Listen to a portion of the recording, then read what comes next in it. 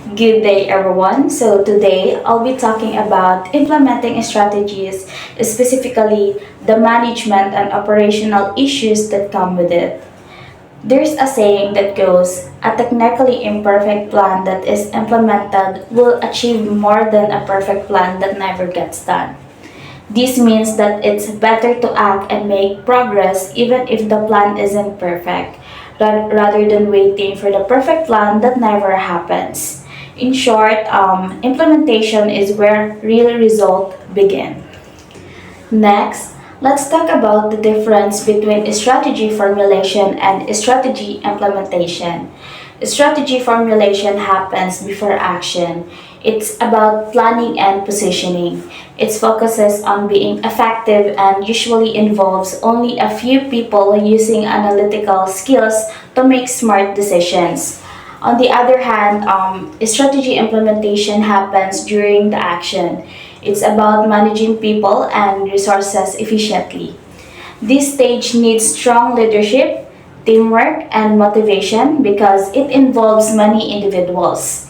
So basically, formulation is about thinking and implementation is about doing. After strategies are made, we need annual objectives and policies to guide us. Annual objectives are short term goals that help organizations stay on track. They guide how resources are used, how performance is evaluated, and what priorities are set. Meanwhile, policies are the rules of guidelines that tell us what can and cannot be done. They make implementation clearer by setting boundaries and directions for everyone in the organizations. Next, we have some key management activities that help in implementing strategies effectively. First, resource allocation. This means distributing resources like money, time, and people to the right areas so that strategies can be executed properly. Then, there's managing conflict. This happens when people disagree about certain issues. Conflicts can come from differences in opinions, schedules, or personalities. Good management helps solve these conflicts quickly. Lastly, managing structure with strategy.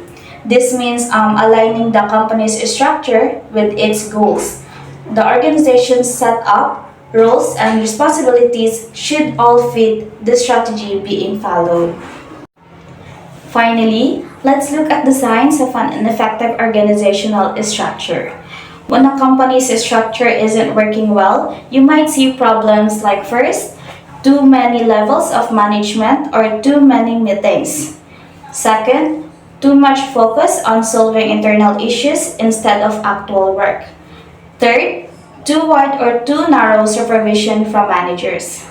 And fourth, unachieved objectives and poor performance. And fifth, losing ground to competitors and low profits. When these symptoms appear, it means the structure needs to be improved to better support the company's strategy.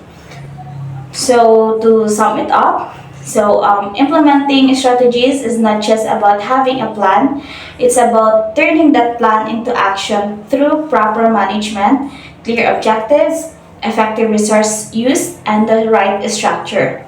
A well implemented strategy makes all the difference in achieving success.